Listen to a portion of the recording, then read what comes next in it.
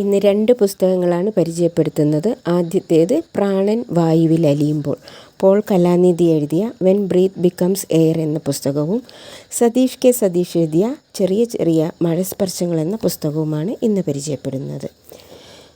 പ്രഗത്ഭനായ neuro surgeon എന്ന നിലയിലേക്ക് വളർന്നുകൊണ്ടിരിക്കവേ അതീവ ഗുരുതരമായ ശ്വാസകോശ അർബുദം ബാധിച്ച് രോഗശയ്യയിലായിട്ടും രോഗത്തെയും മരണത്തെയും വെല്ലുവിളിച്ച് ജീവിതം തിരികെ പിടിക്കാൻ ശ്രമിച്ച ഒരു ചെറുപ്പക്കാരൻ്റെ ഹൃദയസ്പർശിയായ ജീവിതാനുഭവമാണ് പ്രാണൻ വായുവിൽ അലിയുമ്പോൾ എന്ന പുസ്തകം.